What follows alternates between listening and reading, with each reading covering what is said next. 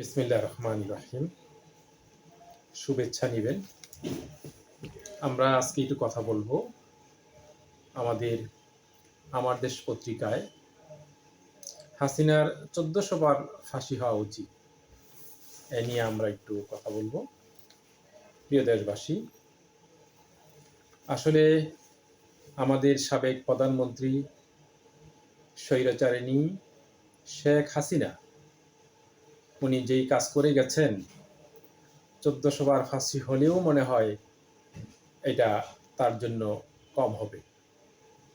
কারণ উনি 1400 ছাত্র জনক হত্যার দায়ে 1400 বার, এটা খুব বেশি। আদালতের কাছে প্রসিকিউটর আবেদন করেছেন যে ওনাকে যেন 1400 বার ফাঁসির কাস্টে ঝুলানো হয়। ট্রাইব্যুনালের যুক্তিতর্কে সমাপনী চিফ প্রসিকিউটর তাজুল ইসলাম বলেন, জুলাই অদ্ভুত খানের হাজারো ছাত্র জনতাকে হত্যার দায়ে স্বৈরাচার শেখ হাসিনার সর্বোচ্চ শাস্তি মৃত্যুদণ্ড চেয়েছেন রাষ্ট্রপক্ষ। যুক্তিতর্কে শেষ দিনে গতকাল বৃহস্পতিবার আন্তর্জাতিক অপরাধ ট্রাইব্যুনাল দেওয়া বক্তব্যে চিফ প্রসিকিউটর মোহাম্মদ তাজুল ইসলাম বলেন, এ মামলায় শেখ হাসিনার সর্বোচ্চ শাস্তি হতে হবে, তা না হলে জাতির প্রতি অবিচার করা হবে। 1400 মানুষকে হত্যার দায়ে তাকে 1400 বার ফাঁসি দেওয়া উচিত। যুক্তিতর্কে উপস্থাপন পঞ্চম ও সমাপনী দিনে তিনি একথা বলেন। তাজুল ইসলাম বলেন, শেখ হাসিনার অনুশোচনাহীন, হৃদয়হীন অপরাধী। জুলাই অদ্ভুত খানের মানবতা বিরোধী অপরাধের মামলায় ক্ষমতাচ্যুত প্রধানমন্ত্রী শেখ হাসিনা ছিলেন এক অপরাধের প্রাণভোমরা। শত শত নিরীহ ছাত্র জনতাকে হত্যার পরও তিনি অনুশোচনা না করে এখনো ভারতে বসে প্রতিপক্ষকে খুনের হামলা করতে নির্দেশ দিচ্ছে।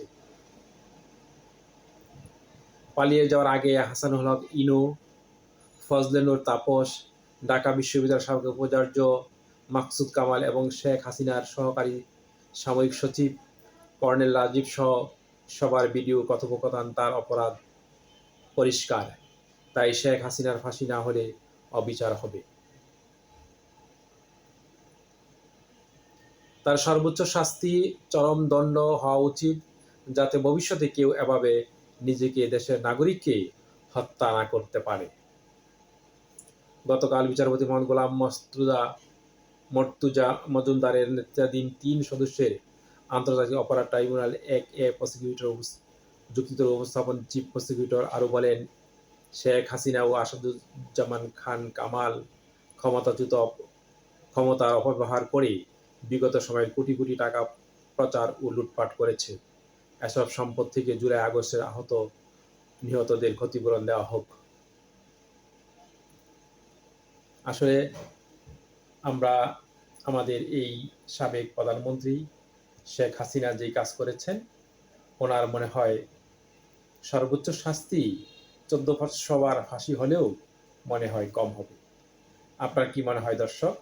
আপনি আপনার কমেন্টসে লিখে যাবেন তার সর্বোচ্চ শাস্তি কি হওয়া উচিত। শুভেচ্ছা সবাইকে। আসসালামু আলাইকুম ওয়া রাহমাতুল্লাহ।